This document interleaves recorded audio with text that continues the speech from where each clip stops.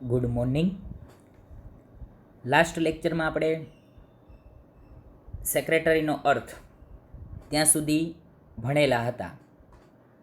આજે આપણે શરૂ કરવાના જઈ રહીએ છીએ સેક્રેટરીની વ્યાખ્યા. તો સેક્રેટરીની વ્યાખ્યા એ ટેક્સ્ટબુક કઈ રીતે આપે છે, શું કહેવા માગે છે? તો અહીં કહે છે સેક્રેટરીની વ્યાખ્યા નીચે પ્રમાણે આપી શકાય.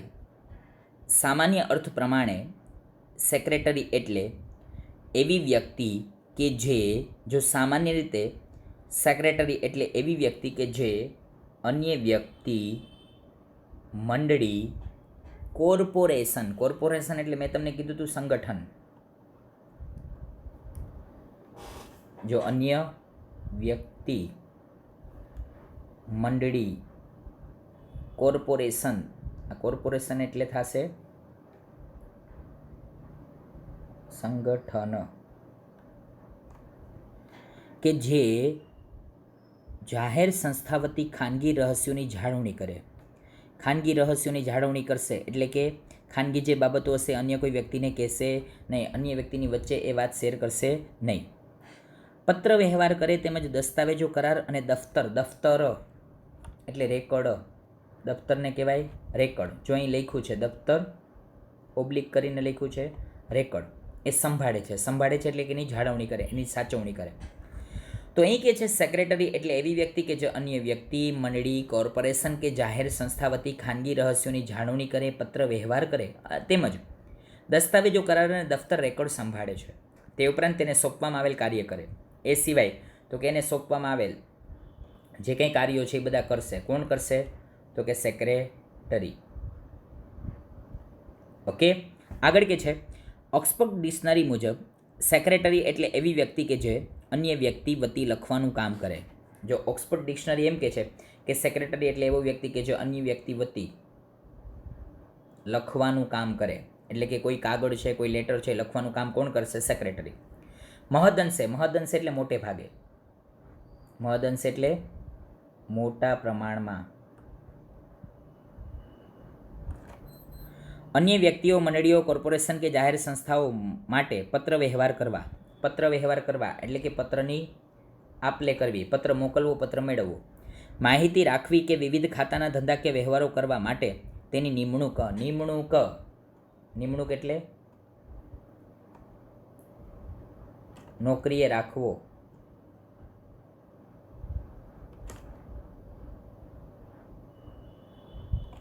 નોકરી પર રાખવા એને કહેવાય નિમણૂક. આમ નિમણૂક કરવામાં આવે છે.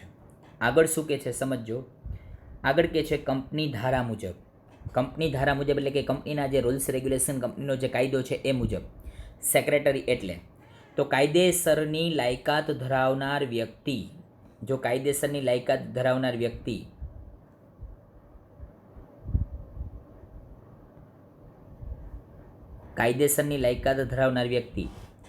કાયદેસરની લાયકાત એટલે શું? CA નારેના આ છે ખોટું, CS આ છે સાચું. કાયદેસરની લાયકાત કોઈ પણ વ્યક્તિ જો સેક્રેટરી બનવા ઈચ્છે છે તો એણે ચાર્ટર્ડ સેક્રેટરીનો કોર્સ કરેલો હોવો જોઈએ. એમાં ભણેલો હોવો જોઈએ. જો એમાં ભણેલો હશે, એણે એ કોર્સ કરેલો હશે તો જ એને સેક્રેટરી તરીકે નિમણૂક આપી શકાશે. એવી લાયકાતને કહેવાય કાયદેસરની લાયકાત. આ લાયકાતને કેવી કહેવાય? કાયદેસરની લાયકાત. તો કાયદેસરની લાયકાત ધરાવનાર વ્યક્તિ કે જે કાયદા મુજબ વહીવટી ફરજો અને અન્ય તંત્રીય ફરજો એટલે જવાબદારી, રિસ્પોન્સિબિલિટી, અન્ય એટલે કે વધારાની તંત્રીય ફરજો બજાવવા માટે નીમવામાં આવેલો એટલે કે નક્કી કરવામાં આવેલો હોય, એને એ માટે નોકરી રાખેલો હોય. આગળ કે છે ઉપરની વ્યાખ્યાઓ પરથી નીચેની બાબતો તારવી શકાય જેને સેક્રેટરીના લક્ષણો પણ કહી શકાય. જેવું જેનામાં હોય એ એના લક્ષણ કહેવાય, એની લાક્ષણિકતા કહેવાય. આપણે એમ કહીએ ને ઘણી વખત એ લખણનો પૂરો છે એટલે કે એવું એનામાં છે ભાઈ, તો એને કહેવાય એના લક્ષણો. તો અહીં શું કહે છે તો કે સેક્રેટરી યોગ્ય લાયકાત ધરાવતો હોવો જોઈએ. પહેલું, જો સેક્રેટરી યોગ્ય લાયકાત ધરાવતો હોવો જોઈએ. બીજું, જેના વતી કાર્ય કરે તેની અંગત બાબતોના રહસ્યો જાણે અને તેને ગુપ્ત રાખે. જો અંગત બાબતો રહસ્યો જાણે અને એને શું રાખશે? ગુપ્ત રાખશે. એટલે કે કોઈને કહેશે નહીં. એના પછી તેને જે કાર્ય સોંપવામાં આવે તે કાર્ય કરે. સેક્રેટરીને જે કામ સોંપવામાં આવે, કોણ સોંપે? યાદ રાખજો, સંચાલક મંડળ. સેક્રેટરીને કામ સોંપવાનું કામ કોણ કરશે? સંચાલક મંડળ. આ સંચાલક મંડળ જે કામ સોંપશે એ તમામ કામ એ સંભાળશે, એ કરશે. એના પછી તેની પોતાની કોઈ સત્તા હોતી નથી, તેને સત્તા આપવામાં આવે છે. કોની પાસેથી? સંચાલક મંડળ પાસેથી. શું આપવામાં આવશે? સત્તા. સેક્રેટરી દસ્તાવેજો ઘડવામાં, કરારો. કરારો એટલે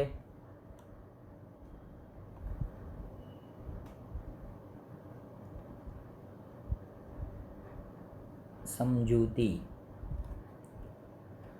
દસ્તાવેજો ઘડવામાં, કરારો કરવામાં મદદરૂપ થાય છે. કરાર એટલે એક પ્રકારની સમજૂતી. માલિક વતી પત્ર વ્યવહાર કરે. પત્ર વ્યવહાર કરે એટલે કે પત્રની આપ લે.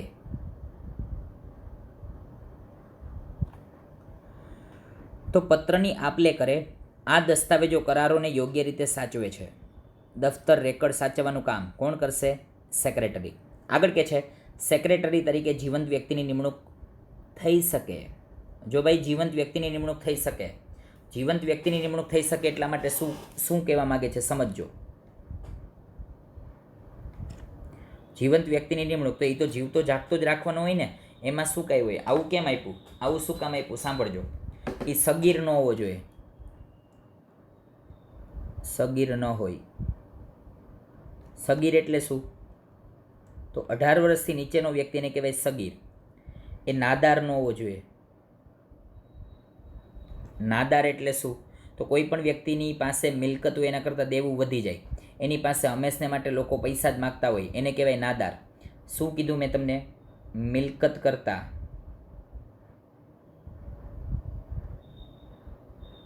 દેવું વધી જાય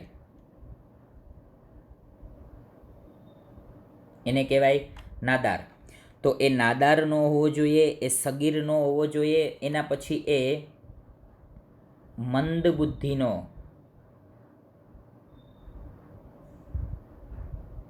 મનબુદ્ધિનો ન હોવો જોઈએ. એટલે કે મગજ એનો યોગ્ય રીતે કામ કરતો હોવો જોઈએ. એટલા માટે આવો ન હોય એને કહેવાય જીવંત વ્યક્તિ. એટલે કે છે જીવંત વ્યક્તિ હોવો જોઈએ. સેક્રેટરી કેવો હોવો જોઈએ? તો કે સગીર ન હોવો જોઈએ, નાદાર ન હોવો જોઈએ, કે મનબુદ્ધિનો હોવો જોઈએ નહીં. આગળ શું કે છે? સેક્રેટરીના પ્રકારો.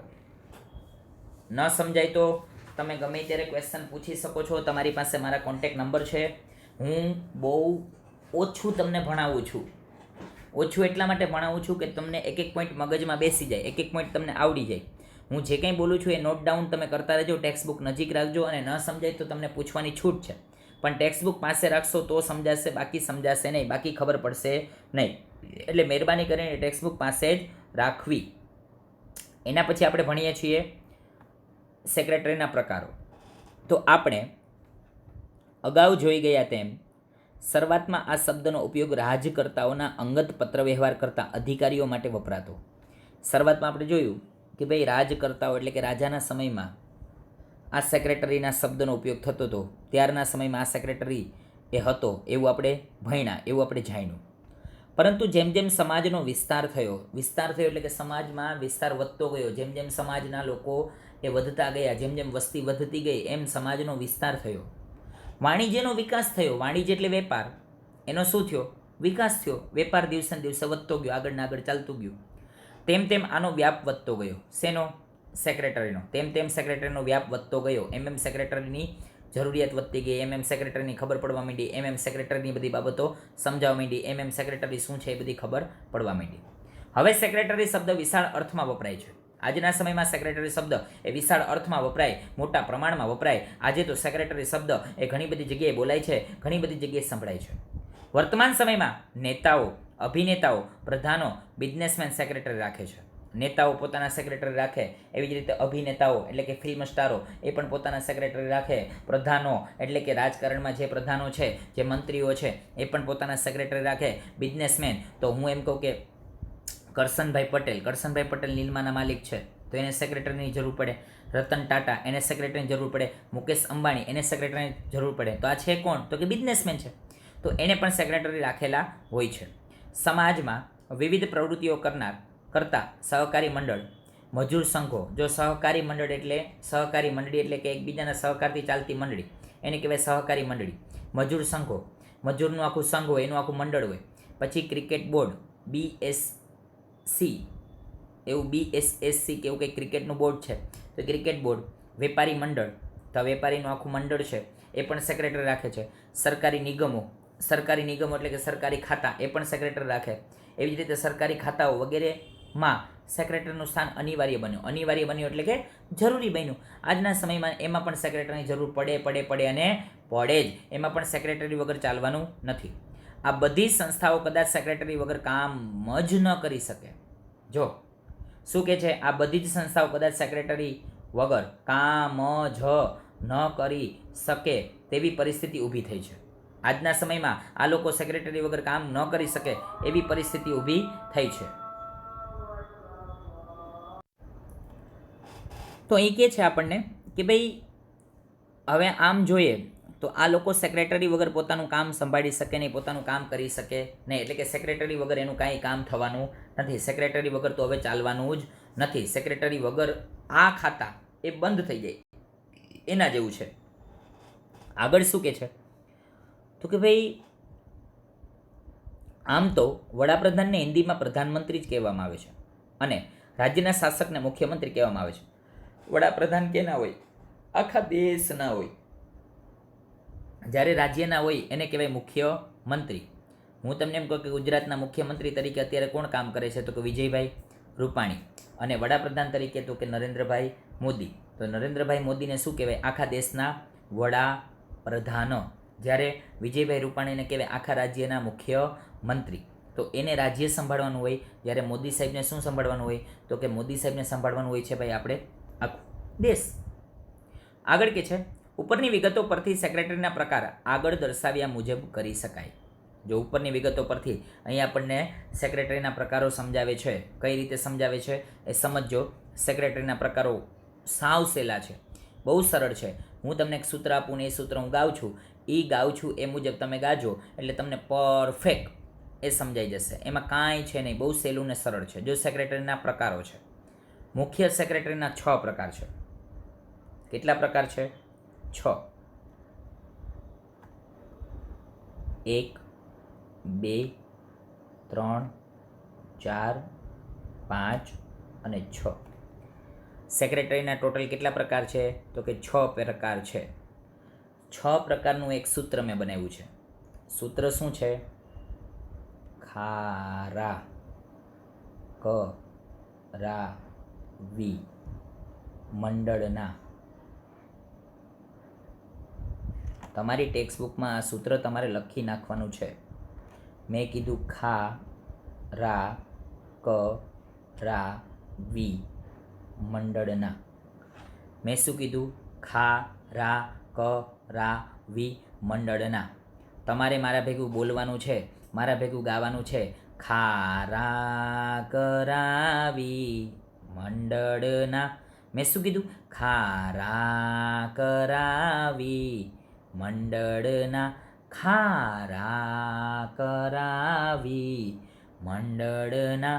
ખારા કરાવી મંડળના. ખારા કરાવી મંડળના. આ ખા ઉપરથી શું છે? તો ખા ઉપરથી છે ખાનગી સેક્રેટરી. એના પછી મેં કીધું રા ઉપરથી છે રાજકીય સેક્રેટરી. એના પછી મેં કીધું તો ક ઉપરથી છે કંપની સેક્રેટરી. એના પછી મેં કીધું તો ર ઉપરથી છે રાજદૂત કાર્યાલયનો સેક્રેટરી. એના પછી મેં કીધું વી, તો વી ઉપરથી છે વિભાગીય સેક્રેટરી. અને એના પછી મેં છેલ્લે શબ્દ લીધો છે મંડળના. તો આ મંડળના એટલે કે આખા મંડળના, એટલે મેં આખો શબ્દ લઈ લીધું છે મંડળના સેક્રેટરી. મારું સૂત્ર છે ખારા કરાવી મંડળના. શું છે મારું સૂત્ર? ખારા કરાવી મંડળના. મિત્રો યાદ રાખજો, ખા ઉપરથી છે ખાનગી સેક્રેટરી, રા ઉપરથી છે રાજકીય સેક્રેટરી, ક ઉપરથી છે કંપની સેક્રેટરી, રા ઉપરથી છે રાજદૂત કાર્યાલયનો સેક્રેટરી, વી ઉપરથી છે વિભાગીય સેક્રેટરી, અને મંડળના એટલે કે મંડળના સેક્રેટરીની વાત કરે છે. અહીં પ્રકાર છે 6, મુખ્ય 6 પ્રકારો છે. શેના છે? તો કે સેક્રેટરીના છે. ન સમજાય તો ફરી પાછું પૂછવાની છૂટ છે. સેક્રેટરીના 3 પ્રકાર નહીં, 6 પ્રકાર છે. કેટલા છે? તો કે 6 પ્રકાર. ખાનગી સેક્રેટરી, રાજકીય સેક્રેટરી, કંપની સેક્રેટરી, રાજદૂત કાર્યાલયનો સેક્રેટરી, વિભાગીય સેક્રેટરી અને મંડળના સેક્રેટરી. ઓકે, તો અહીં તમારી પાસે આ 6 પ્રકાર છે. એ 6 પ્રકાર વિશેની આપણને સમજૂતી આપવામાં આવે છે. એમાં કંપની સેક્રેટરીના પાછા 2 પ્રકાર પડે, એક સામાન્ય સેક્રેટરી અને એક વહીવટી સેક્રેટરી. એ તો મને આવડી જશે, કારણ કે એમાં તો કાંઈ છે નહીં, એ તો સરળ ને સિમ્પલ છે. પણ મંડળના પાછા કેટલા પ્રકાર છે? તો કે 6 પ્રકાર છે. મંડળના કેટલા પ્રકાર? તો કે 6. કયા કયા? તો કે વિદ્યાર્થી મંડળના સેક્રેટરી, ક્લબના સેક્રેટરી, શૈક્ષણિક સંસ્થાના સેક્રેટરી, મજૂર સંઘના સેક્રેટરી, વેપારી મંડળના સેક્રેટરી અને સહકારી મંડળીના સેક્રેટરી. જો આમ આ 6 પ્રકારના સેક્રેટરી એ શેના સેક્રેટરી છે? તો કે મંડળના સેક્રેટરી છે. એટલા માટે અહીં કે છે વિદ્યાર્થી મંડળના સેક્રેટરી, ક્લબના સેક્રેટરી, શૈક્ષણિક સંસ્થાના સેક્રેટરી, મજૂર સંઘના સેક્રેટરી, વેપારી મંડળના સેક્રેટરી અને સહકારી મંડળીના સેક્રેટરી. પણ મિત્રો આપણે મેન તો કે શું? તો કે મેન તો 6 પ્રકાર યાદ રહી જવા જોઈએ. આ 6 પ્રકાર તમને ગમે ત્યારે પૂછાઈ શકે. એટલે કે ખાનગી સેક્રેટરી એટલે કે રાજકીય સેક્રેટરી એટલે કે કંપની સેક્રેટરી એટલે કે રાજદૂત કાર્યાલયનો સેક્રેટરી એટલે કે વિભાગીય સેક્રેટરી અને એટલે કે મંડળના સેક્રેટરી. અને એના માટેનું સૂત્ર આપણે બનાવ્યું છે ખારા કરાવી મંડળના, જેની ઉપરથી ખારા કરાવી મંડળના. ઓકે, હવે તમને યાદ રહી જાય એવું મને 100% લાગે છે. આઈ રિક્વેસ્ટ યુ, ન સમજાય તો પૂછજો. એના પછી આગળ આપણે જોઈએ તો એના પછી પહેલાં જ આપણને સમજાવે છે ખાનગી સેક્રેટરી. અહીંથી આપણને સમજાવે છે ખાનગી સેક્રેટરી. તો ખાનગી સેક્રેટરી એટલે શું સમજજો. ખાનગી સેક્રેટરી, જેને અંગ્રેજીમાં કહેવાય પ્રાઇવેટ સેક્રેટરી. ખાનગી સેક્રેટરી એ ઘણીવાર પીએ તરીકે પણ ઓળખાય છે. પીએ જેને કહેવાય પર્સનલ આસિસ્ટન્ટ. જો ખાનગી સેક્રેટરી ઘણીવાર પીએ તરીકે પણ ઓળખાય છે. તો કેટલીક વાર અંગત સચિવ, રહસ્ય સચિવ તરીકે પણ ઓળખાય. અંગત સચિવ, રહસ્ય સચિવ, અંગત રીતે કામ કરવા વાળો, રહસ્યોની જાળવણી રાખવા વાળો એટલે કહેવાય અંગત સચિવ, રહસ્ય સચિવ તરીકે પણ ઓળખાય છે. આ સેક્રેટરી સચિવ પોતાના ઉપરી વતી ટેલિફોનના જવાબ આપે છે. ટેલિફોનના જવાબો આપે, પત્ર વ્યવહાર કરે એટલે કે પત્રની આપ-લે કરે. તદુપરાંત દૈનિક કામગીરી, દરરોજની કામગીરી સંભાળે. મુલાકાતો કે કાર્યક્રમ ગોઠવે. મુલાકાત ગોઠવે એટલે કે અન્ય વ્યક્તિની સાથે મળવાનું ગોઠવે. અને કાર્યને ક્રમ આપવો એને કહેવાય કાર્યક્રમ. કોઈ પણ કામને ક્રમ આપવો, એને નંબર નક્કી કરવા. જે કાર્યક્રમ નક્કી થયો હોય તેની સમયસર યાદ અપાવવાનું કાર્ય કરે. સમયસર એનું યાદ અપાવશે કે ભાઈ આ કામ તમારે કરવાનું હતું, આ કામ રહી ગયું છે, હવે તમે આ કામ આટલા ટાઈમમાં કરી નાખો, અથવા તો આ કામ બાકી છે એને આપણે પૂરું કરવું જોઈશે, અથવા તો આ વ્યક્તિને આપણે મળવું પડશે. તો આમ એ બધી સમજૂતી આપવાનું કામ એ આ સેક્રેટરી કરે છે. કયો સેક્રેટરી? તો કે ખાનગી સેક્રેટરી, પ્રાઇવેટ સેક્રેટરી. તદુપરાંત દૈનિક કામગીરી, મુલાકાતો કે કાર્યક્રમ ગોઠવે છે. જે કાર્યક્રમ નક્કી થયો હોય તેની સમયસર યાદ આપવાનું કાર્ય કરે છે. વર્તમાન સમયમાં ફિલ્મ કલાકારો અમિતાભ બચ્ચન છે, સલમાન ખાન છે, શાહરૂખ ખાન છે, આ બધાના સેક્રેટરી હોય. એને તમે મળો એટલે એ મળ્યા પહેલાં તમારે એના સેક્રેટરીને મળવું પડે. ઉદ્યોગપતિ, મેં તમને કીધું રતન ટાટા, મુકેશ અંબાણી, કરશનભાઈ પટેલ, તો આ બધા ઉદ્યોગપતિ છે. તો એના મળ્યા પહેલાં તમારે મળવું પડે એના સેક્રેટરીને. મુખ્ય વહીવટી કરતા હતા હું તમને એમ કહું, યુનિવર્સિટીમાં તમે ગયા તો યુનિવર્સિટીમાં તમારે કોઈ સાહેબને મળવું હોય તો એના પહેલાં તમારે મળવું પડે એના સેક્રેટરીને.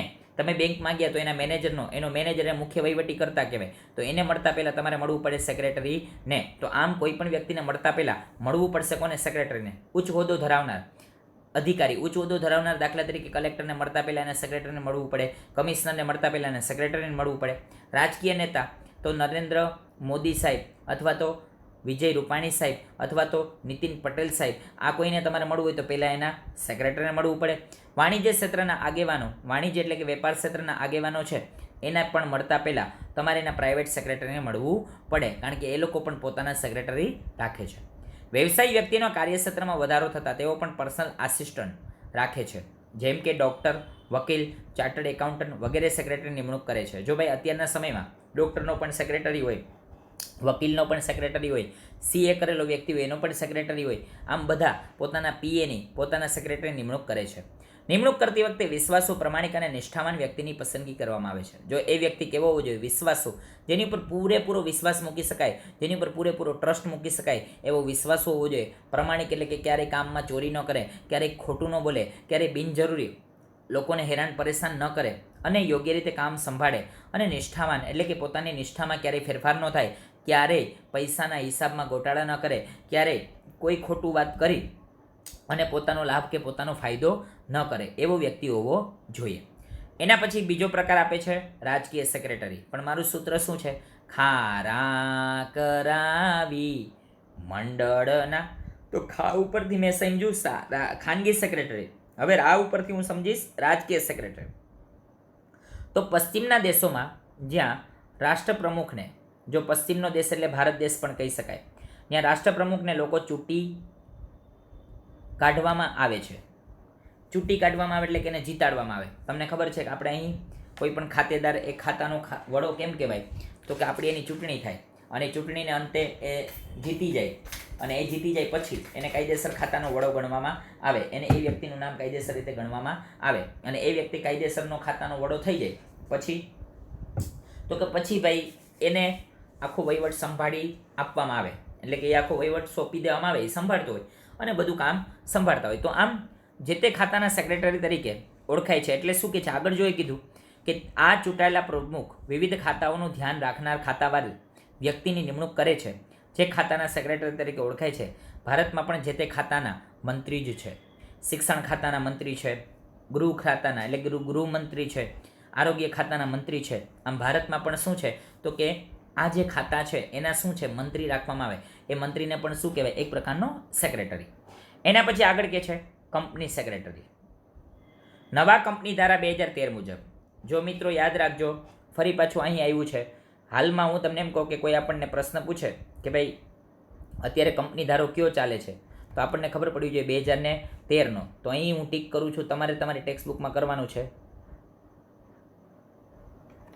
નવા કંપની ધારા 2013 મુજબ જે કંપનીની ભરપાઈ થયેલી મૂડી 5 કરોડ, મૂડી 5 કરોડ કે તેથી વધુ હોય ત્યાં સેક્રેટરીની નિમણૂક કરવી ફરજિયાત છે.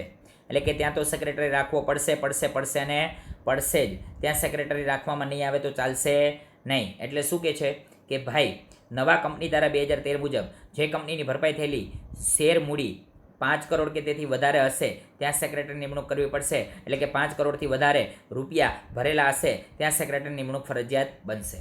કંપનીમાં સેક્રેટરીનું સ્થાન અગત્યનું છે. ભાઈ કોઈ પણ કંપની હોય એમાં સેક્રેટરીનું સ્થાન અગત્યનું છે, એટલે કે એમાં સેક્રેટરી રાખવો પડે જ. આગળ કે છે કારણ કે કંપની ધારા મુજબ કંપની એક કૃત્રિમ વ્યક્તિત્વ ધરાવે છે. કંપની ધારા મુજબ કંપની એક એવું વ્યક્તિત્વ ધરાવે છે કૃત્રિમ, એટલે કે માણસ દ્વારા કંપનીનું સર્જન કરવામાં આવે છે, એટલા માટે કૃત્રિમ વ્યક્તિત્વ ધરાવે છે, એટલા માટે કૃત્રિમ વ્યક્તિત્વ છે એવું કહી શકાય. કંપની અને તેના માલિકો એટલે કે શેર હોલ્ડર બંને જુદા જુદા છે. શેર હોલ્ડર તો શું કરશે? માત્ર પૈસાનું રોકાણ કરશે, માત્ર નાણાંનું રોકાણ કરશે. એટલે કે છે કે તેના માલિકો શેર હોલ્ડરો બંને જુદા જુદા છે. કંપનીનું સંચાલન કરવા સંચાલક મંડળ હોય છે. જો ભાઈ કંપનીનું સંચાલન કરવા માટે કોની જરૂર પડે? સંચાલક મંડળ. આગળ આ વાત આવી ગઈ, એમ છતાં ફરી પાછું આપણી પાસે ટીક થયેલું હોવું જોઈએ. કંપનીનું સંચાલન કરવા માટે સંચાલક મંડળ હોય છે. જો ભાઈ ફરજિયાત કંપનીનું સંચાલન સંચાલક મંડળ સિવાય કોઈ કરે નહીં. આગળ કે છે સંચાલક મંડળના બધા જ સભ્યો બધા જ નીતિ નિયમો અને ધારાકીય જોગવાઈઓથી પરિચિત હોતા નથી. બધા જ વ્યક્તિ એ બધા નીતિ નિયમો, બધા રૂલ્સ રેગ્યુલેશન અથવા ધારાકીય જોગવાઈ, ધારાકીય એટલે કાયદાકીય જોગવાઈઓથી, કાયદાકીય રૂલ્સ રેગ્યુલેશનથી પરિચિત હોતા નથી. એટલે કે એનો એને ખ્યાલ હોતો નથી.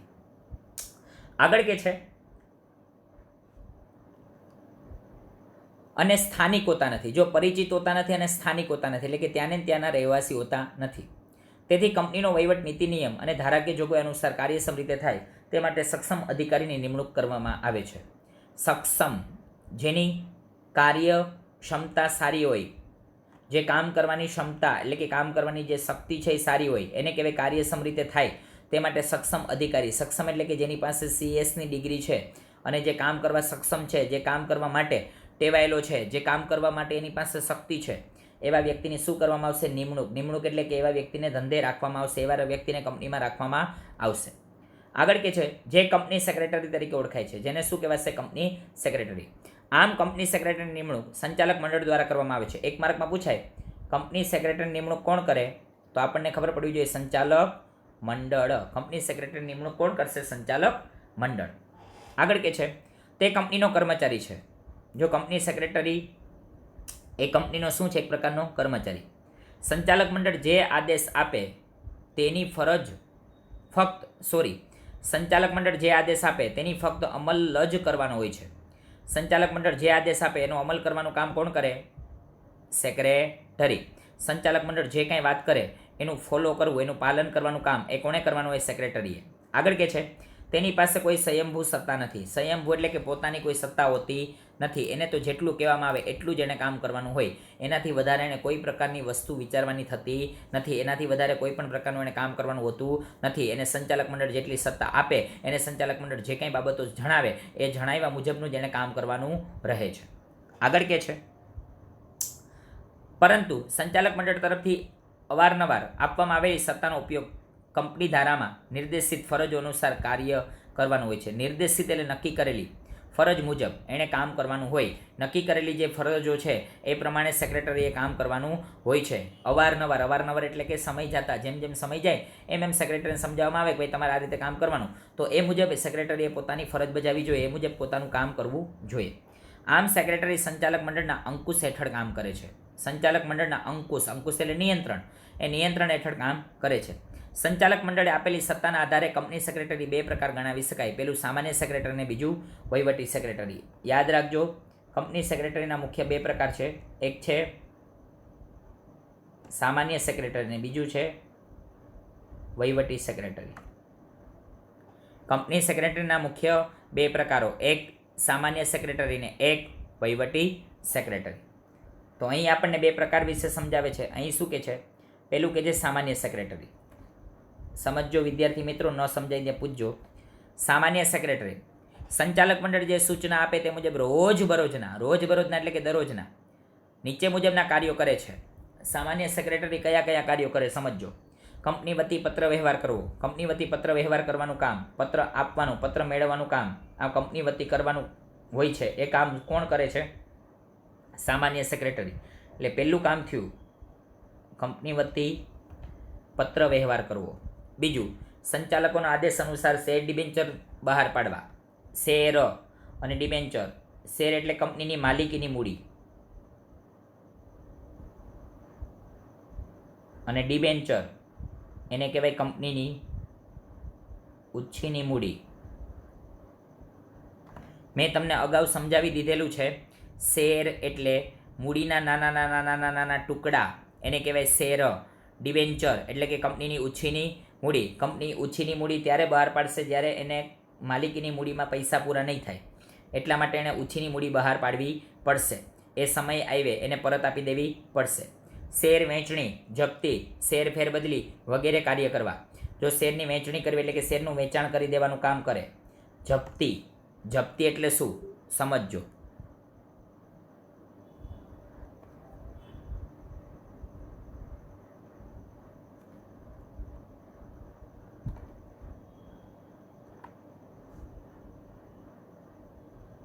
શેર જપ્તી.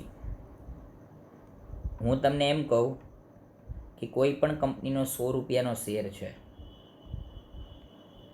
આ 100 રૂપિયાની કહેવાય મૂળ કિંમત.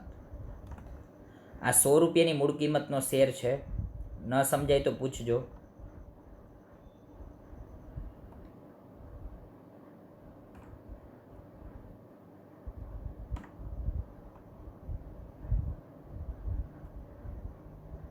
ઈ શેર કંપનીએ હપ્તેથી બહાર પાડ્યો. કેનાથી? હપ્તેથી. આ શેરને કંપનીએ શું કર્યું? બહાર પાડ્યો, એટલે કે લોકોને વેચવા માટે આપ્યો, હપ્તે થયો. હવે એમાં 100 રૂપિયાના મૂળ કિંમતના શેરના કંપનીએ પહેલો હપ્તો રાખ્યો,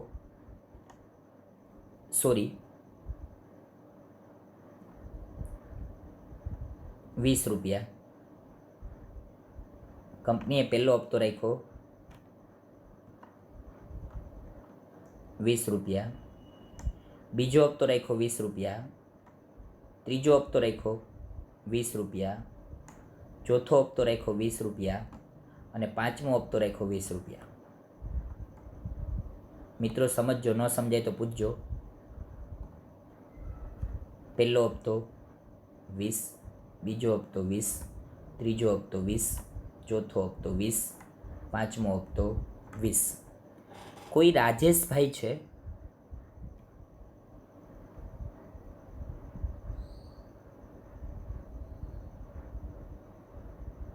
એણે શેરની ખરીદી કરી. એણે શેરની ખરીદી કરી એટલે આ પહેલો હપ્તો, બીજો, ત્રીજો, ચોથો, પાંચમો. આ રાજેશભાઈ પહેલો હપ્તો ભરી દીધો. રાજેશભાઈએ બીજો હપ્તો પણ ભરી દીધો. રાજેશભાઈએ ત્રીજો હપ્તો પણ ભરી દીધો. રાજેશભાઈએ ચોથો હપ્તો ન ભર્યો અને રાજેશભાઈએ પાંચમો હપ્તો ન ભર્યો. કંપની એને પહેલાં આપશે નોટિસ. રાજેશભાઈ હપ્તો ભરવા માટે રેડી નથી, કંપનીએ નોટિસ આપી. કંપની એને આપશે આખરી ચેતવણી કે તમે અમારા શેરના હપ્તાના પૈસા ભરી દો. રાજેશભાઈ કાંઈ જવાબ આપતા નથી અને પૈસા ભરવા આવતા નથી. એટલા માટે રાજેશભાઈના શેર એ કંપની કરી લેશે જપ્ત. જપ્ત થઈ જશે એટલે કે હવે એ શેર રાજેશભાઈની પાસે રહેશે નહીં. કંપની એની પાસેથી શેર લઈ લેશે. આને કહેવાય શેર જપ્તી. ન સમજાય તો પૂછજો. તો શેર જપ્તીનું કામ શેર ફેર બદલી વગેરે કાર્ય કરવા, શેરની વહેંચણી કરવાનું કામ, જપ્તી કરવાનું કામ અને ફેરબદલીનું કામ એ કોણ કરશે? સામાન્ય સેક્રેટરી. કંપનીમાં સામાન્ય સેક્રેટરી આ કામ કરવાનું હોય.